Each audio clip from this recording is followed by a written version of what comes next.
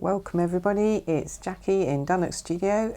Today we're going to have a look at ways you can use leaves from your garden or the surrounding areas to create wonderful effects in watercolour. So have a look around, see if you can find some leaves. Hello, I'm Jackie Smurden. Welcome to Dunnock Studio.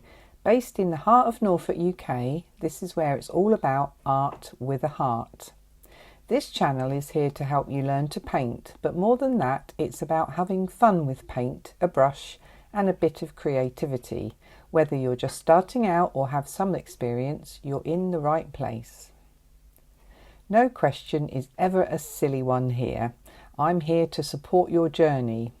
With over 20 years of painting experience and a Level 3 City and Guild certificate in adult learning, I also run in-person workshops, so you'll be learning with a qualified tutor who knows how to guide and encourage. My videos are long form and slow paced. No jump cuts, no speed painting. Everything is in real time, including my process, my decisions, and even my mistakes. If you enjoy relaxed, step-by-step tutorials that show the real painting journey, you'll feel right at home. Autumn, fall, whatever you call it in your part of the world, it's a beautiful time of year. Now we're only on September the 2nd here today, and this is a collection of leaves from my garden. So you can see I've got all sorts of shapes. I mean, the colours are gorgeous, but I'm not picking them for the colour. I'm just picking the leaves for the different shapes. And leaves can be one of your best friends in watercolour. A really easy technique you can use to get the texture, the shape of leaves without any hard work whatsoever. So I'm going to work my way through a few of these leaves. There's rather a lot, so I'm not going to do all of them. I've got a watercolour sketch pad underneath here, which I'm just going to use to try each leaf out. And I've picked 3 colours. Now, again, don't worry if you haven't got these colours. I've got a Quin Gold, I've got a Piemontite Genuine and a green apatite Genuine. And these are Daniel Smith's and this is Jackson's Art. But please don't go and buy special paints. I've just gone for the feeling of a yellowy gold, a red crimson and a greeny colour. And that's virtually what has inspired me from what's in front of me. So don't feel you have to use the same colours as me. You can have pink leaves, you can have lavender leaves, you do whatever you like, but I'll show you the principles of how you can use them. You're going to need some paper, a brush of some description. I'm using a round brush, but you could use a flat brush, it doesn't really matter. A leaf of some description and your paint. Now your paint, this one is the green. I've just added a few drops in the well to the sticky pile of paint that has come out of the tube. So sticky paint, just going to pop it on there for you to see. That's a sticky, almost like, not quite tar, but it's like honey. I've just pulled in a little bit of water that was on the side here, literally a drop. Still quite tarry. I'm just going to add 1 drop of water or so. There we go, there's 1, depending on how much you've got on your brush. Now you may be able to see that that is now moving. It's like a very thick double cream, so it does move. That is all you need. If you add much more water to that, this technique does not work, and you'll see why. So each leaf has got a sort of smooth side and a side where all the detail is, all the texture. So I just move this out the way now. So what I'm doing is just using that really quite thick paint on the back of the leaf, which I think is going to give me the most texture. You can probably see this oak leaf is quite crinkly, so this might not work at all. You can get a brayer roller if you've got one, or something similar to help you. Basically, you're going to print with these. This is an easy technique, isn't it? Who knew? You can just use your leaves, but it does take a little bit of getting used to.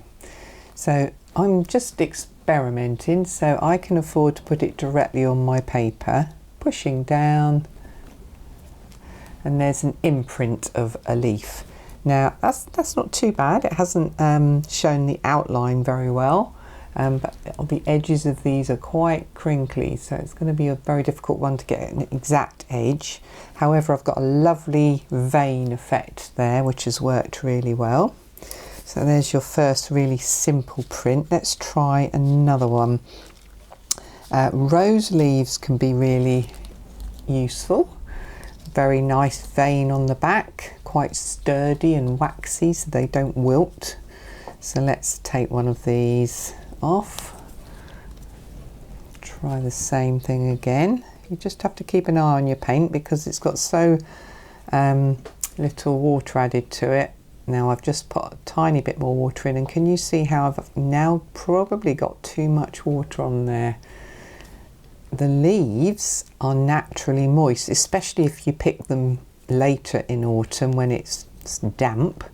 So let's see what happens if we do it with one that's covered in more liquid paint. Does that make it easier or harder?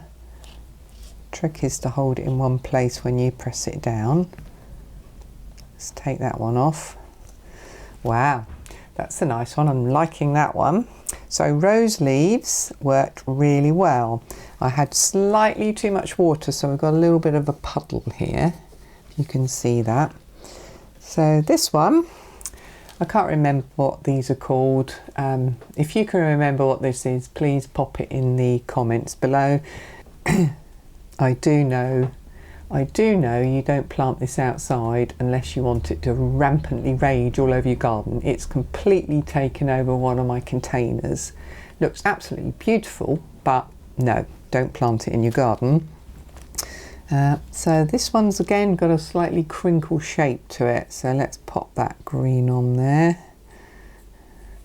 You might find doing this that you get addicted to this, and instead of painting with a brush, you paint with leaves for quite a while.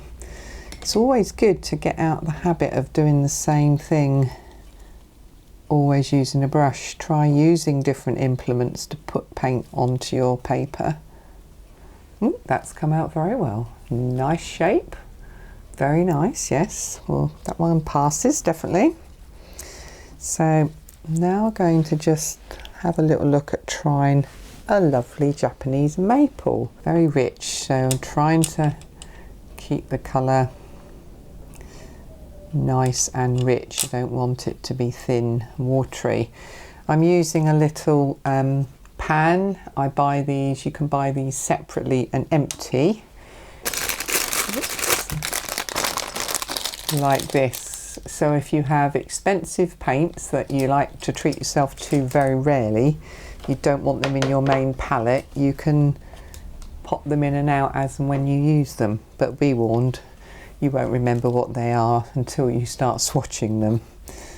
So this one's quite fiddly, so for this one I would probably use something, maybe the back of my sketchbook, that is waterproof, and just to help me get the paint on the back of it, because obviously if I do this over the top of my painting it could go everywhere. So let's just pop that on. This has got such a nice leaf shape, it would be great to capture some of the outside shapes if possible. Almost need a pair of tweezers with this one.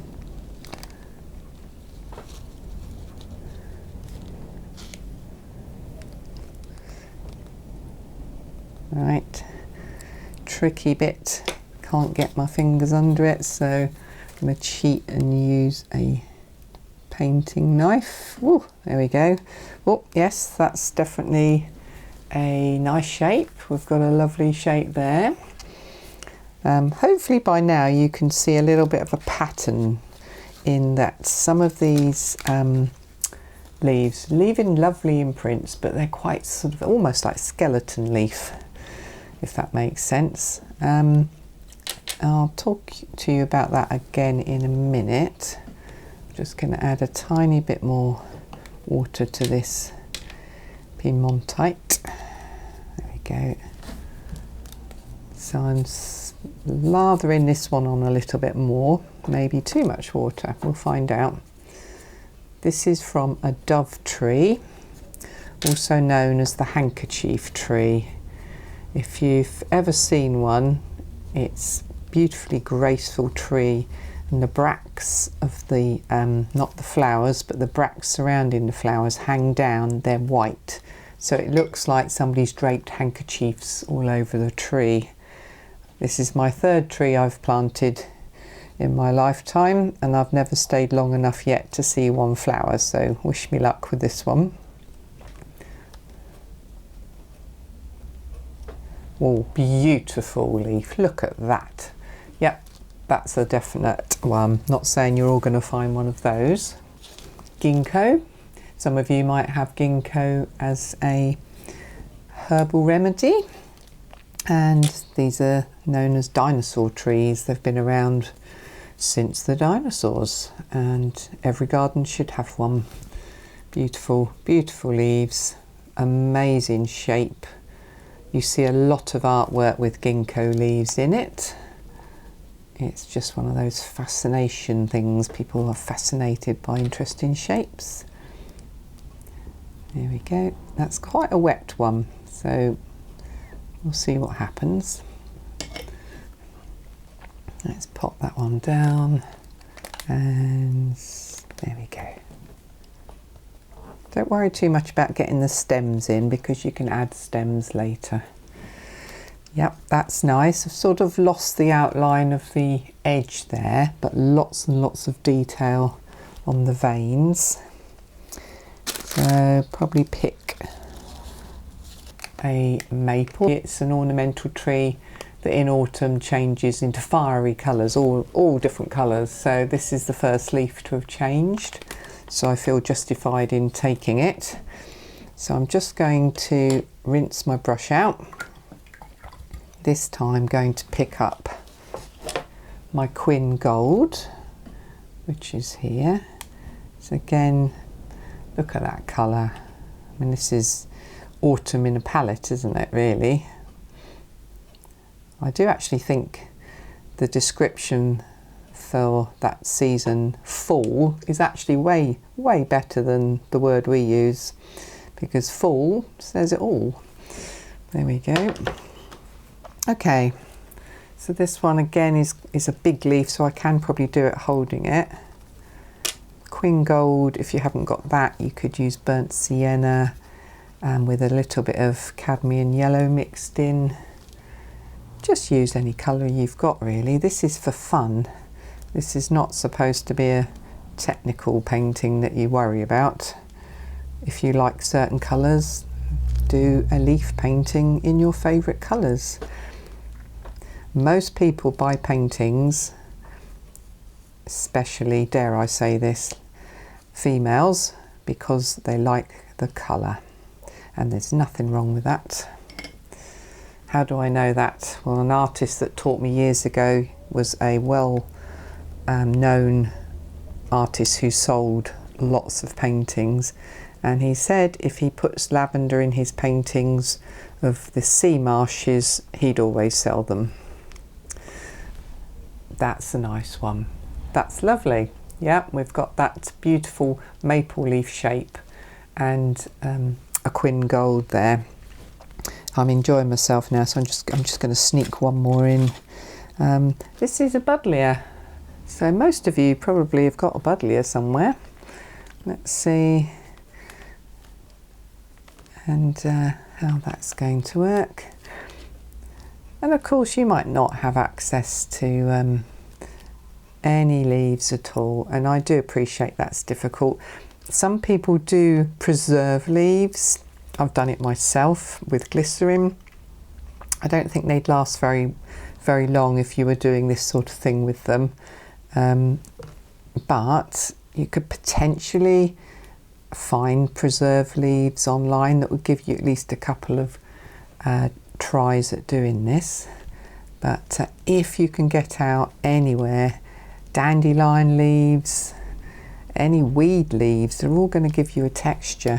And that's essentially all you're doing here, is adding a texture that signifies nature. So your painting at the end is going to look like a nature painting, whether you want it to or not.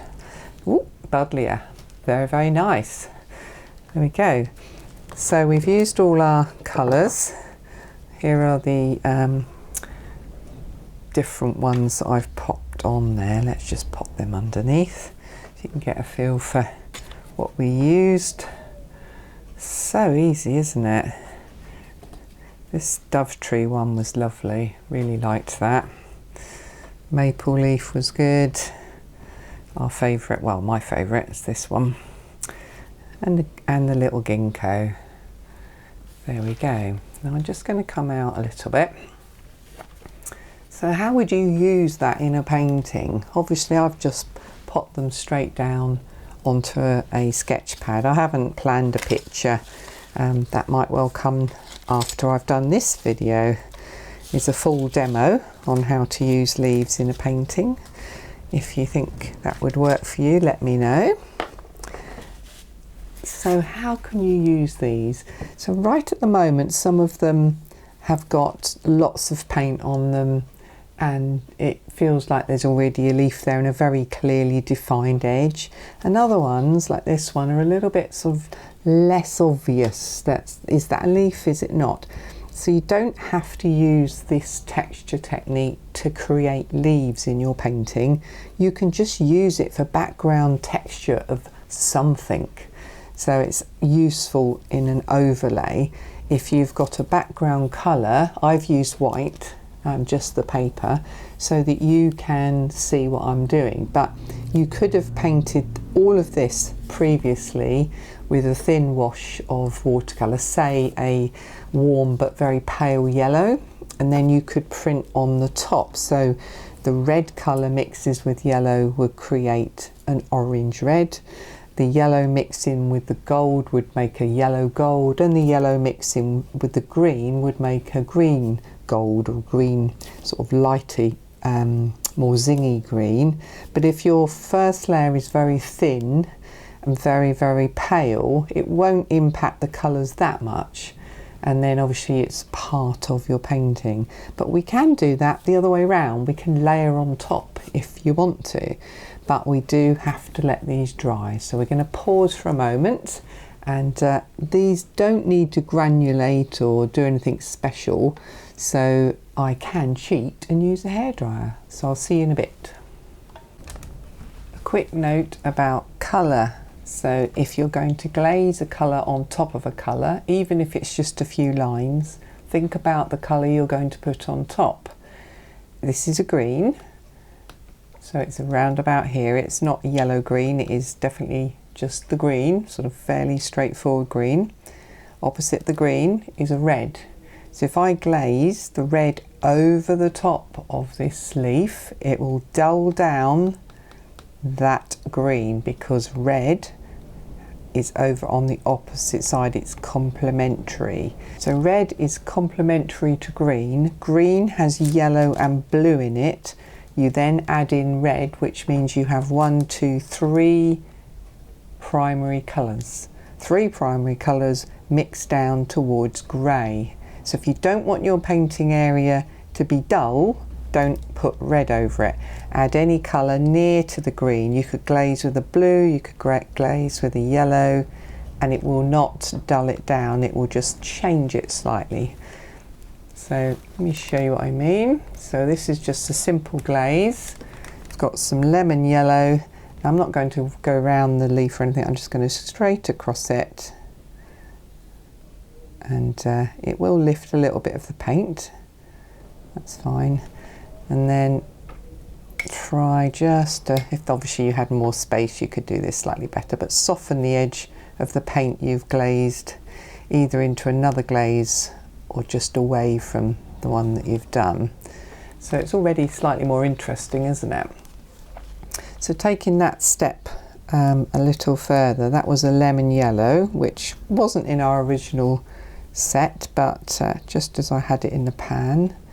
I'm now going to do a slightly different version of using a colour, is to go around the leaf that you have printed. Don't try and be completely accurate, just do where you think it goes. In fact, we could just carry on round with this one. And immediately the leaf pops out because you've given it a background. So that's a really nice way to highlight a leaf if you want it to become a feature. Whereas if you glaze straight across, you're going to immediately blend it in a little bit more because the colour goes right the way through. So obviously you could let that glaze dry and then glaze another colour over, but let's just move over. Just get the right brush, I don't want to pick up the wrong one. So we'll go back to the maple leaf now.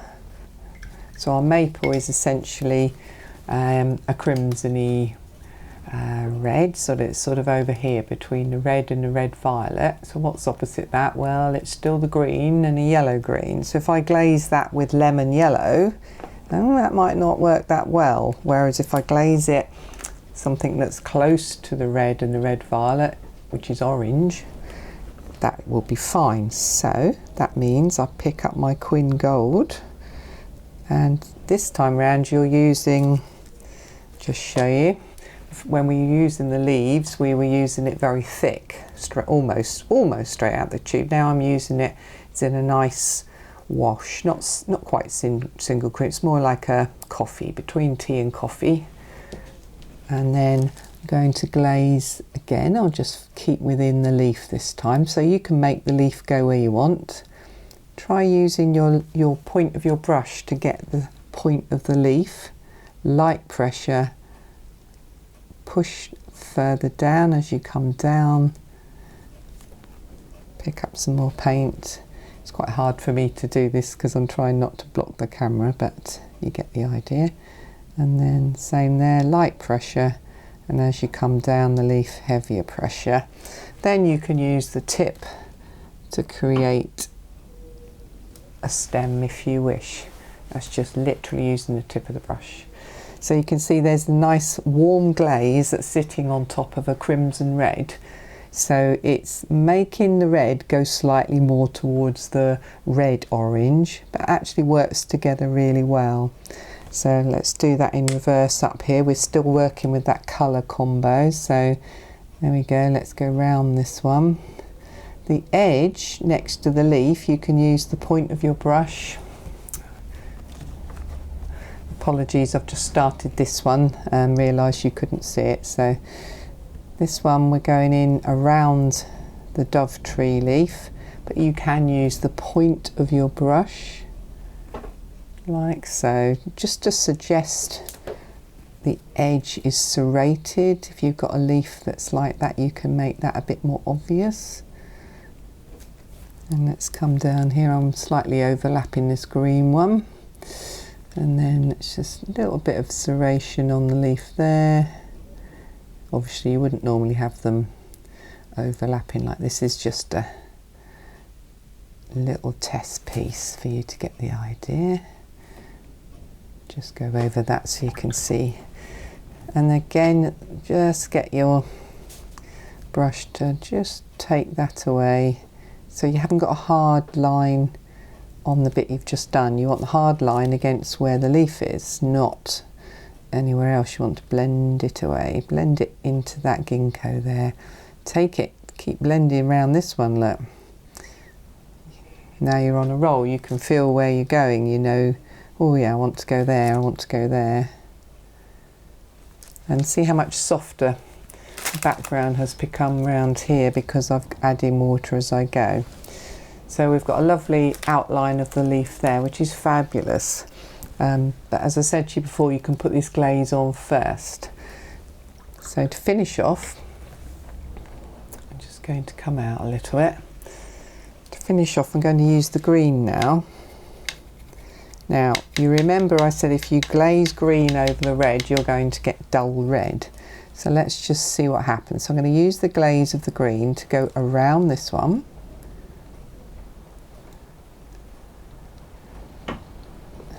Like so, which is a really nice combination. So the reddy orange goes very well against the green because they're not mixing.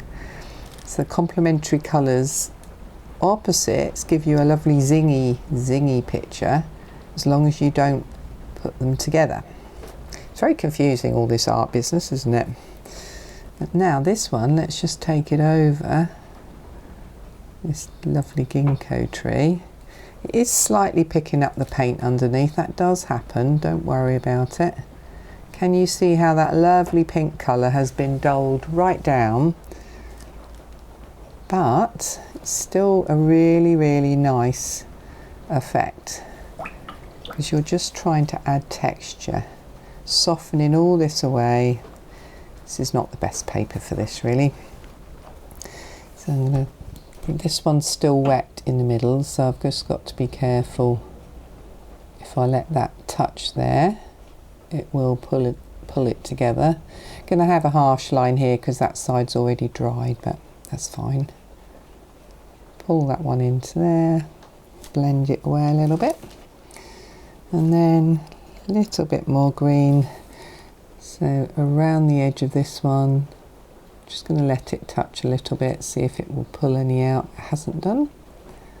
You can leave little white highlights.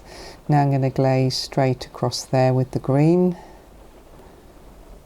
And again, you can get a two-tone effect, or you just keep going. And glaze that over there. And again, you could leave that little highlight if you wanted to, just by not completely covering it. So we've already got some different depths. We've got very sort of simple outline of the veins on the leaf, then we've got distinct outlines, then we've got glazed leaves with the colour glazed on the top and around. We've got glazing where the colours are complementary over each other, so they mix, which means it dulls the colour down. And this is all negative painting, which you've done before. So you're already onto a head start here. Just one other thing you can do, if you think that your leaf shape is just a bit harsh, so for instance over here, you think, well, this is so hard, I don't like the edge of that. You just get a damp brush, just gently work into that paint, and you might be able to just see the paint is releasing, and you can just pull it away across the painting. There it goes. That's a lovely effect. Like, gives you a dreamy painting, and lots of people use that sort of technique for all sorts of things. There's another piece here, let's work a little bit on that one. Don't need to work very hard. There it goes. Sort of sits the leaf as if it belongs on that part of the paper.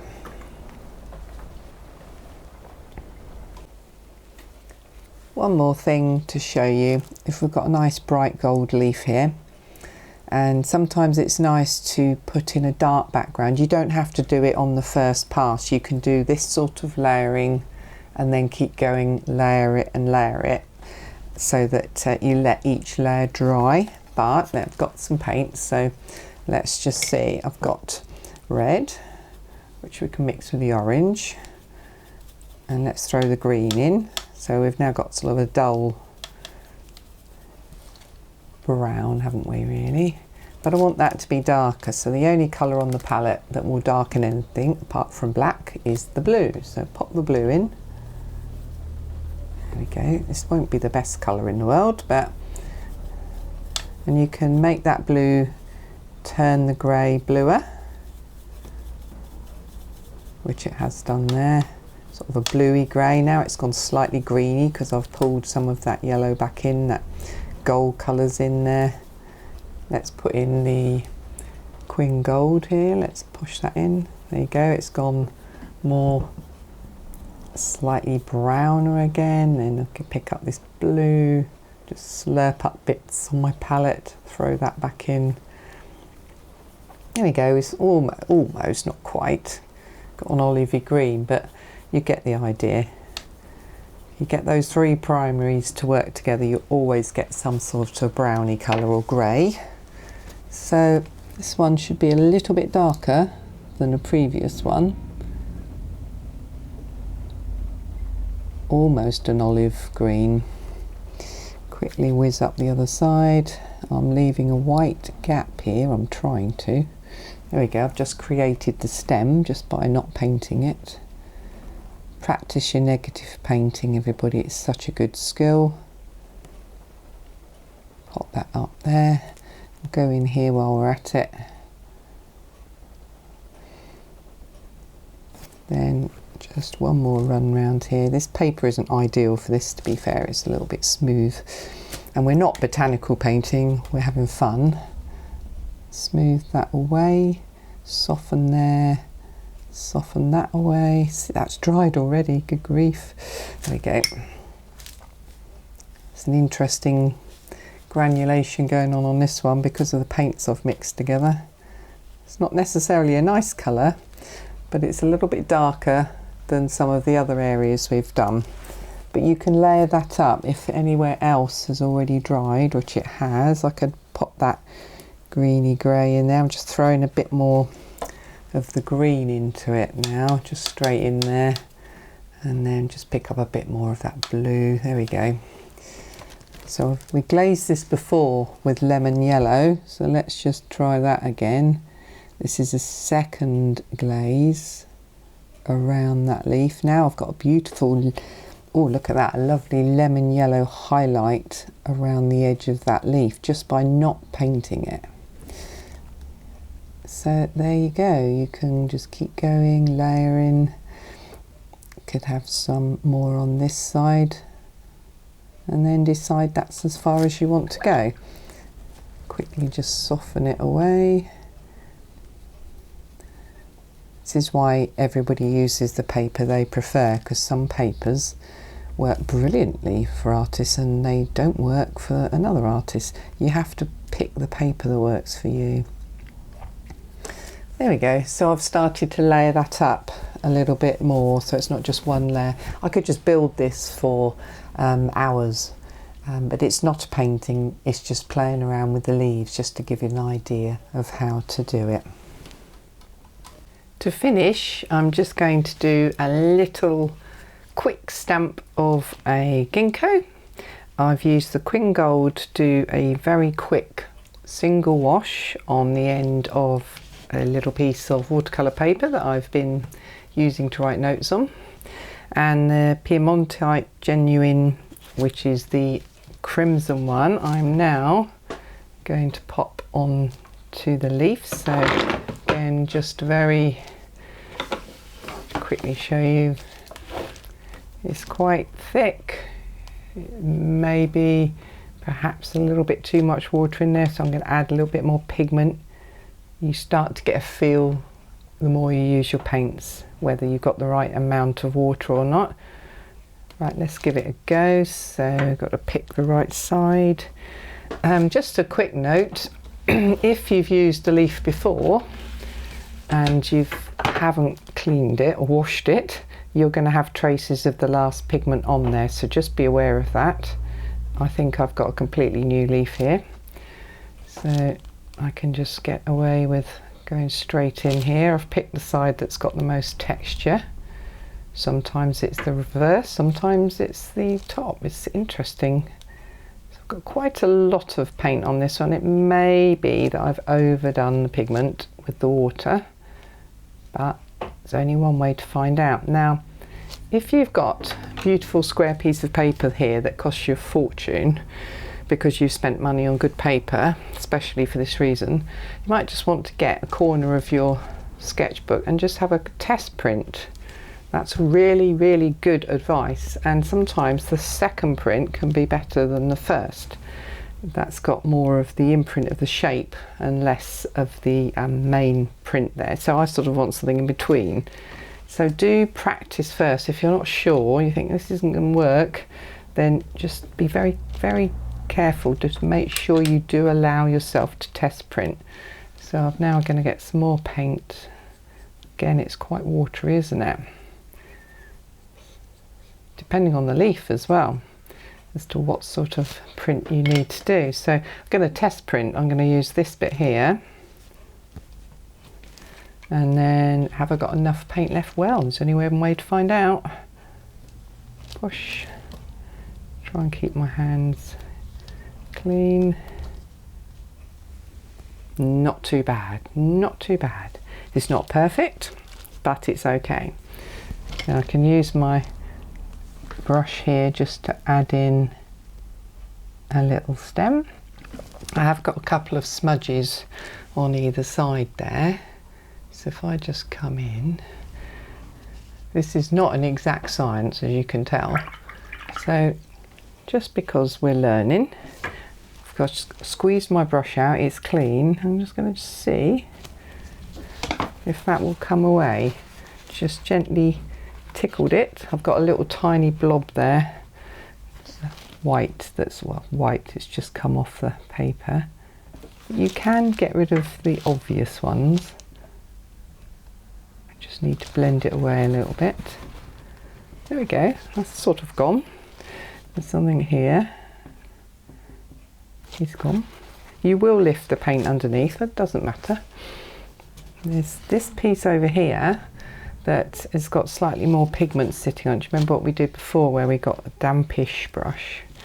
And we just practice here. Look, let's practice. So you just tickle the edge, drag the colour away. Like that. Let's see if we can tickle the edge and get that effect here, because it's just a little bit harsh, that one.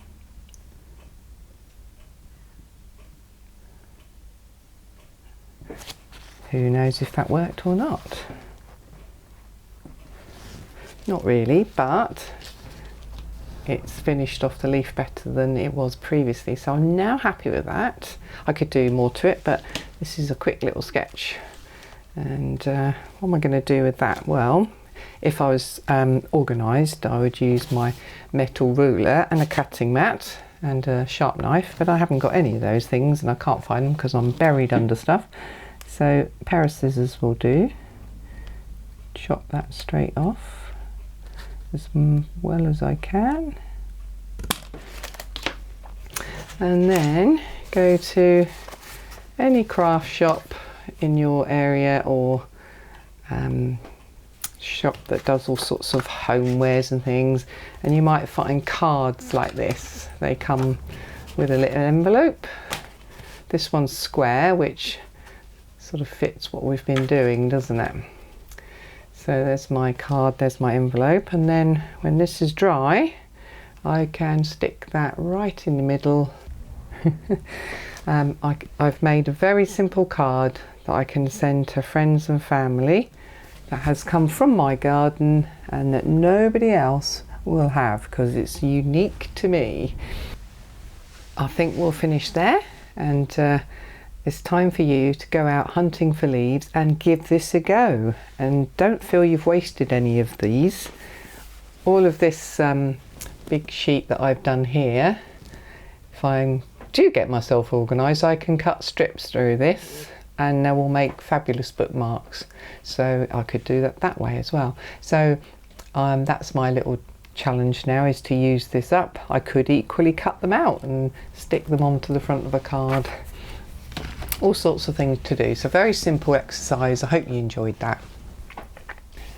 Hope you enjoyed that. I certainly did. Just pop out, pick up some leaves, have a go, create a collage of leaves, just practice different techniques. You'll find ways of using them that I haven't found. You can press them into polyfiller, that sort of thing. You might have already done that in the past, but do explore different options, making textures, and then if you include them in your paintings and you want them to actually appear as leaves, not just as textures, then some of these effects that we did help you to do that. So you can negative paint them, you can glaze them, you can use contrasting complementary colours, or you can just have some fun. Don't worry about any of that. Hopefully you'll be able to watch one of these or one of these, depending what's there. And in the meantime, if you could like and subscribe, that would be fabulous. and I'll see you all on the next video. Happy painting, bye for now.